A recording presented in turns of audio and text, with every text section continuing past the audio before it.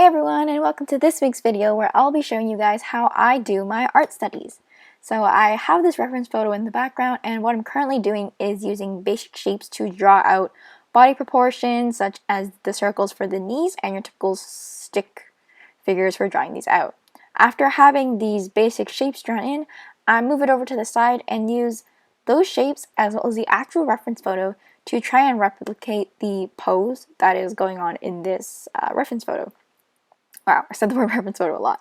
So after that, I added in some details. So in the photo, she is wearing a sweater as well as some long pants. So I'm just drawing in those right now with like less detail, so more just jagged shapes, just to see where these folds would be and understand where they go after, as I also have trouble understanding how that works. And once those clothing details are added, I did her hair. Usually I just do a basic shape, but I guess I was feeling a bit more confident with this, so I went straight into the details. That was me flipping the canvas just to make sure it looked right from the other perspective. So what you just saw there that kind of looked like a little glitch was me just exporting my photo into Autodesk Sketchbook, where I would flip the canvas there and make some adjustments with the distortion tool that they have, such as fixing the angles to make sure that everything in the piece looks right even when the canvas is flipped. So I don't do this on iArtBook just because the tool isn't there or I have yet to find it. So that causes, and I don't like to record on Autodesk Sketchbook just because the recording feature is a bit weird, as I explained in a previous video. So what you guys are seeing right now is just a bird's eye view of what I see, I guess. It's a bit uncomfortable to draw with the whole setup in the stand, but this is basically what I go through during my final sketch. So in this sketch specifically, I actually didn't add as many clothing folds to the sketch before, like the one with the lowered opacity. So this means, this sketch here is critical as it has those folds that will stand out and distinguish some more key features in like the rolled up sleeves before I put in some colors. So a random fun fact about this footage that you guys are seeing, right now it's actually on 800 times the original speed. So it takes me quite a while to do these sketches. Maybe I was distracted or just probably taking a long time to figure out how these folds work. So here I realized that the leg wasn't right, or at least the angle, so what I did was I duplicated the layer and made some adjustments just so I could have like the right shape that I previously drew, but with this corrected angle. And here's just me drawing the hands. I have a lot of difficulty with this.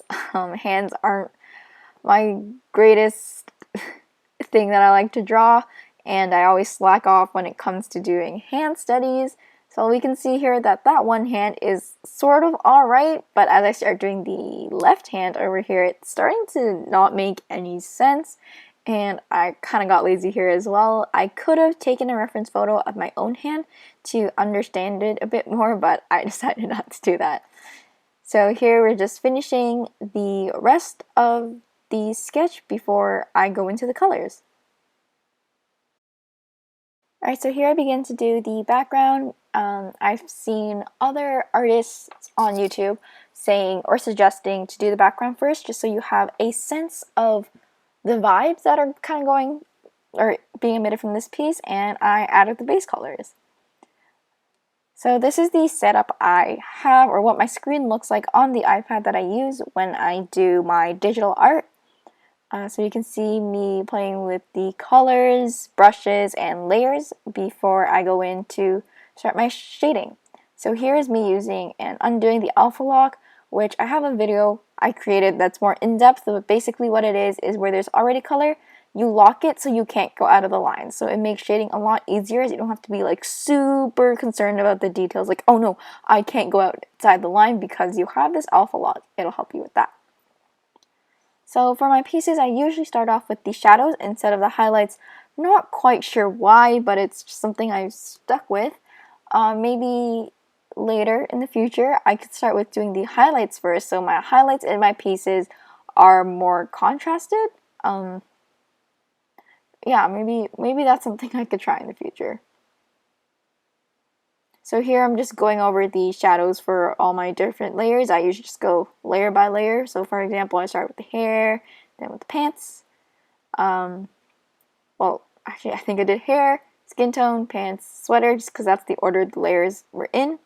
And now I'm going back into the hair to have some darker shadows just to give it some more volume to it. And after I do these shadows, I usually do the hair on the highlights, which is not usually the case for the rest of the piece. Usually what I like to do is I go over, once I've done the shadows, I do the highlights, then I go back over with some darker shadows for more contrast. But for some reason the hair is always an outlier and I just do everything all at once after.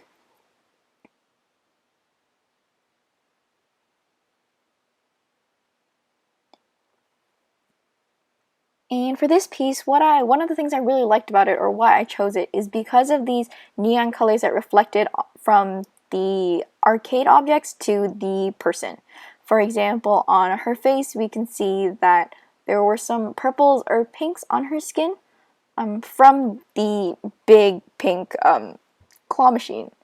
So I incorporated that into the piece, played around with the colors, which was really interesting, as if I just came up with my own pose, for example, if someone's sitting on a claw machine, I wouldn't think that there would be these lights reflected onto her face, or their face, depending on the character I'm drawing. So this is a reason, which is a good reason on why we should do art studies occasionally, especially for me, I'm just an amateur artist. I have no clue what I'm doing, so doing these art studies helps me realize, hey, maybe there should have been a light here that I didn't realize. Wow, I've been talking for a long time. Alright, so here I'm just adding some more colors onto the hands, such as the reflected pinks and purples. The colors keep changing as I zoom in and out, so it's not me like changing the colors or the hues super quickly, it's just, I guess, the light and the angle just changes that up.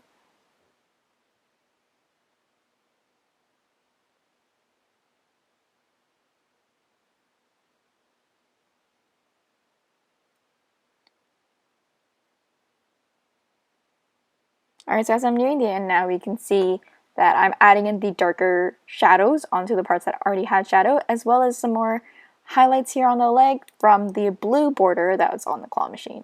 I've been saying claw machine and reference photo a lot, but I guess that makes sense. The reference photo is a picture of someone sitting on a claw machine. So just adding in some more shadows and highlights. And here I'm going over the darker contrasted shadows on the sweater as well, just so when you look at the piece there's more contrast, because in some of these YouTube videos I watch of other more popular artists, one of the things they mention is that sometimes we're afraid to have this large contrast and that makes our pieces really muddy. So I'm trying to do this large contrast, but it's sort of difficult for me because I'm always worried, like, oh no, what if this color sticks out too much and it looks odd? And that's really evident in my highlights. My highlights don't stick out as much as my shadows in all my pieces.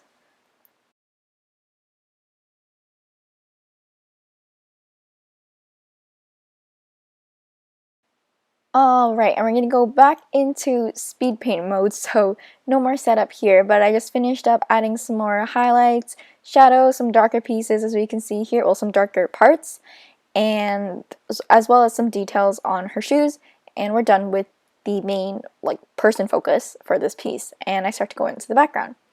So one of the main things to start with is shadows, just like for the person, so shadows on the claw machine, as well as the details in the little window of the glass panel of the claw machine.